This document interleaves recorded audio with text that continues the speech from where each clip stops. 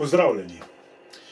Tokrat si bomo pobliže ogledali Mercedes-Benz Actros prve generacije, letnik 1998, ki je v premieri 2 leti poprej pri težkih tovornjakih pomenil pravo revolucijo. V cementninarstvu Polak so svojega Actrosa kupili leta 1998 in takrat niso računali, da bo ta tovornjak brez večjih težav zdržal celih 27 let. Ko so se ga februarja 2025 odločili prodati, je kupec v hipu potrkal na vrata.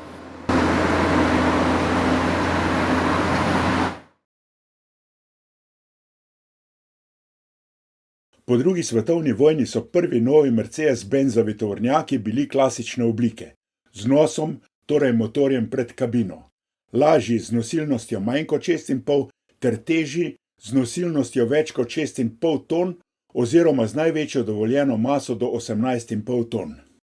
Leta 1955 so pri Mercedes-Benzu storili pomemben korak naprej, saj so kupcem ponudili srednje težke tovornjake s trambus kabino LP315. Zaradi krajše kabine je bilo na voljo več prostora za tovor, tovornjaki pa so ob tem postali bolj okretni. Na voljo so bile različice od kabine s šasijo do polpriklopnika. Težjo triosno različico z največjo dovoljeno maso 16 ton so poimenovali LP333. Tovornjak so začeli izdelovati leta 1958, ker so največji dovoljeni osni pritisk zakonsko znižali na 6 ton. Po 3 letih so s proizvodnjo prenehali, ker so dovoljen osni pritisk spet povečali. Model LP334. LP333 je meni najljubše vozilo v Študgartskem muzeju Mercedes-Benz. Vedno, ko sem tam, ga obiščem, a kakor vidite, staram se samo jaz. Tudi to je model LP333, a s kabino Wackenhut. Zaradi luči, nameščenih v prednji odbijač, je na pogled sodobnejši. Leta 1963 so pri Mercedes-Benzu predstavili novo kubično kabino, za katero so bile značilne gladke ravne poteze. Ta tip je bil v Sloveniji zelo pogost. Konkretno tega so kupili pri Koto. Sprva kabine niso bile prekucne, zato so imele vrsto odprtin za dostop do pogonskega sklopa in dobile vzdevek adventni koledar. Ta generacija je bila priljubljena pri večini slovenskih večjih prevozniških podjetij. Po desetletju je bil že čas za spremembo in leta 1973 je prišel razred NG, Neue Generation, nova generacija, ki se je s stalnimi posodobitvami obdržal vse do leta 1988. Tudi ta model so imela praktično vsa večja prevozniška podjetja in vedno številčnejši zasebni prevozniki. Generacija SK je bila bolj evolucija kot revolucija, saj njenih predstavnikov številni niso ločili od generacije NG. Vseeno so te tovornjake izdelovali celo desetletje, 1988 do 1998, 2 leti vzporedno z Actrosom.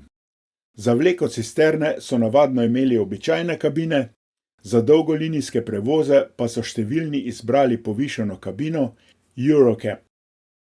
Po skoraj 2,5 desetletjih so pri Mercedes-Benzu poskrbeli za revolucijo, model Actros.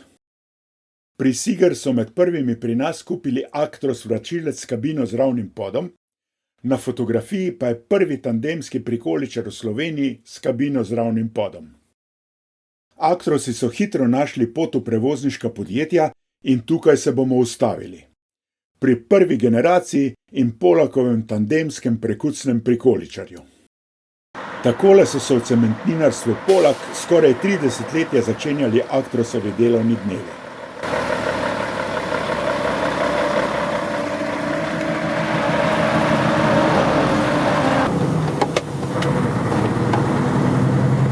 Večinoma ga je vozil Peter Pisanec z občutkom. Menjalnik EPS ni za grobijane.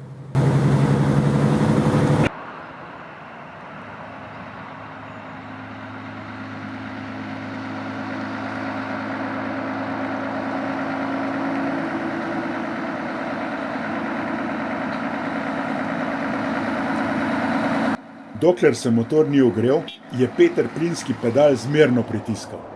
Kasneje pa pognal do dovoljenih 70 km/h. Presenetila me je dokaj udobna vožnja, za katero so zaslužne parabolične vzmeti tako nad prednjo kot nad dvojno pogonsko opremo.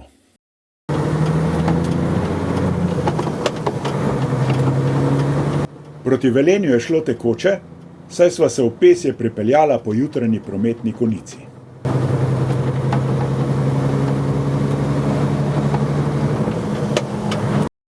V kamnolomu Paka je Peter gledal, kje je strojnik, jaz pa raziskoval po kabini in ugotovil, da pri vozniškem sedežu niso varčevali. Actros je v skoraj 30 letih prevozil relativno malo kilometrov, 718 tisoč. Toda motor mora delovati tudi za pogon dvigala in kipanje, kar voznik uravnava z levo roko. Nakladalni stroj se je hitro prikazal.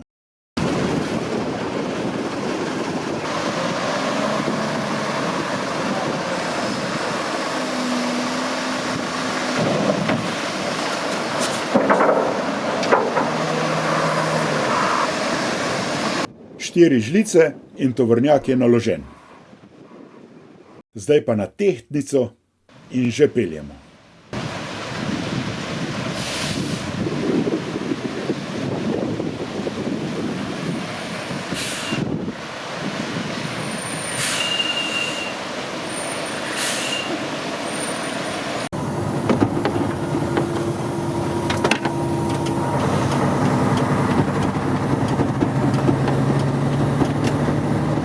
Z 22 tonami peska je vožnja še manj poskakujoča.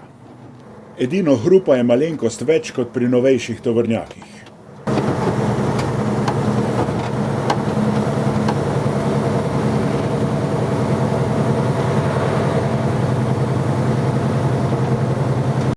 Pokojni ustanovitelj podjetja Jože Polak Pepi je za svojo dejavnost potreboval prevoze, zato so vedno imeli lastne tovornjake. Najbolj navezan je bil na Fiata 682 N3, za katerega je, do Actrosa, vedno trdil, da je bil najboljši. O očetu in Actrosu direktorica in lastnica podjetja Mojca Polak Rožič pove. Ob nakupu leta 1998 je bil to najsodobnejši tovornjak v dolini. Kupil ga je moj oče in sicer se je posvetoval s takratnim in še sedanjim šoferjem Petrom, da smo bili s tem tovornjakom res zelo zadovoljni. Tehnični direktor Damjan Rožič pa doda, da s tovornjakom niso imeli večjih nevšečnosti, saj so sklopko zamenjali le enkrat, zamenjali so kratek kardan dvojne pogonske osi, lani pa so popolnoma obnovili prednjo opremo. Je pa res, da so tovornjak redno servisirali, od pogonskega sklopa in hidravličnega sistema do kolutnih zavor.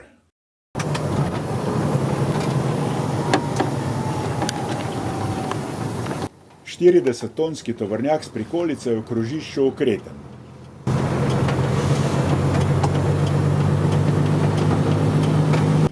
Ko sem videl, da so vrtljaji na spodnjem delu zelenega polja, sem vprašal. Pa bo zvlekel? Prav 6 gor. 6 to počasno imaš to? Ja, tako.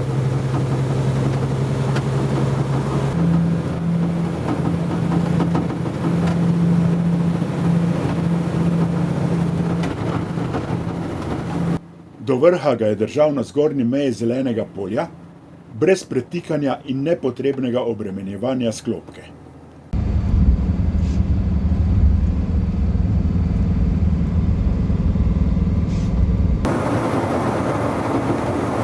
Navzdol je masa tovora poskrbela, da smo drveli 70 km/h.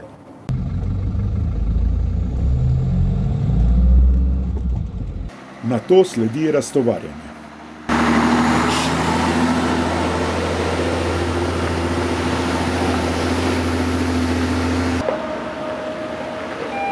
Brez nepotrebnega siljanja motorja v višje vrtljaje in tudi brez drsenja sklopke. Profesionalec.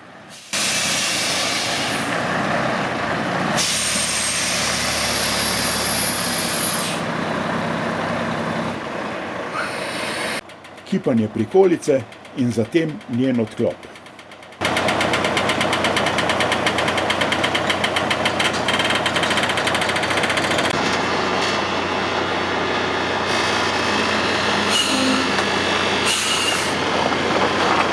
Praznjenje zaboja tovornjaka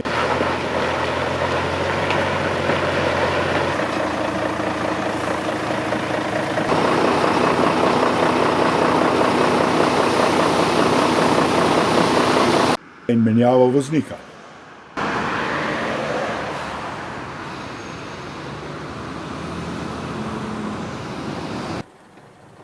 Časa za daljši preizkus ni, saj delo teče naprej.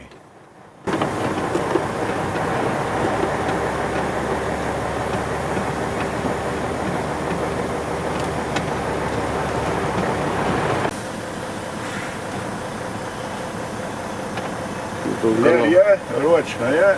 Super lov. Peter je moral prikolico spet pripeti.